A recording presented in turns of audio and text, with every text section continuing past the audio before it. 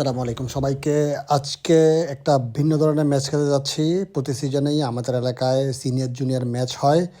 মানে আমাদের এলাকায় যারা প্লেয়ার আছে তাদের মধ্যে থেকে জুনিয়রদেরকে আলাদা একটা টিম করা হয় অ্যান্ড সিনিয়রদের থেকে আর আলাদা একটা টিম করা হয়।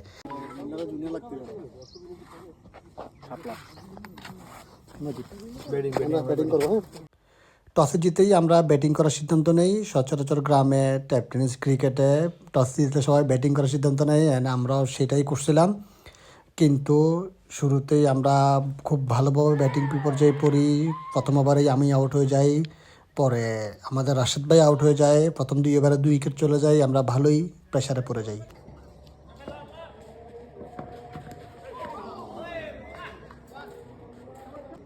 আমাদের ব্যাটিং বিপর্যয় কাটার জন্যে শাকিল ভাই আর সাজ্জাদ মিলে অল্প একটু পার্টনারশিপ করে, কিন্তু সেটাও বেশিক্ষণ দীর্ঘস্থায়ী হয় নাই। অল্প কিছু রান তুলতেই ওনারা দুজনেই আউট হয়ে যায়।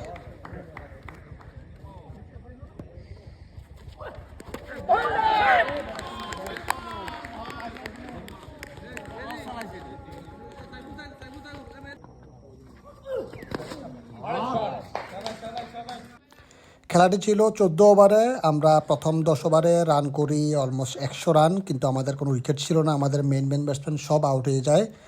লাস্টে সাইফুল দাদা ছিল, ও কিছু 6 মারে, ভালো কয়েকটা 6 মারে, কিন্তু লাস্টে ও আউট হয়ে যায়, যার ফলে আমাদের রান 14 ওভারে 122 রানে থেমে যায়।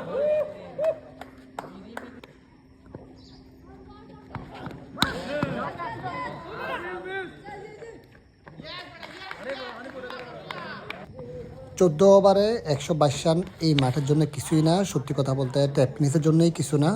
অ্যান্ড আমাদের জুনিয়ররা সেটাই দেখাইছে, ওরা খুব ভালো স্টার্ট করছে। জুনিয়রদের টিমের হয়ে নিপু দারুণ ব্যাটিং করছে, খুব ভালো ব্যাটে লাগতেছিল ওর। একদম শেষ মুহূর্তে ও ছিল, নট আউট ছিল, পুরো ম্যাচ ক্যারি করছে, দারুণ ব্যাটিং করছে। আমরা প্রতি সিজনেই ট্রাই করি জুনিয়র সিনিয়র ম্যাচ খেলতে। তাতে কি হয়, জুনিয়ররা অনেক বেশি দায়িত্বশীল হয়, ওরা নিজেদের টিম গোছানোর ক্ষেত্রে, দায়িত্ব নেওয়ার ক্ষেত্রে অনেক বেশি অ্যাডভান্স হয়। অ্যান্ড এটা দিন শেষে আমাদের টিমের জন্যই লাভ। অ্যান্ড আজকে জুনিয়ররা ভালো একটা ম্যাচ জিতছে, সেজন্য ওদেরকে অভিনন্দন জানাচ্ছি। খুব ভালো ফিনিশ করছে নিপু, সেজন্য নিপুকে অভিনন্দন জানাচ্ছি।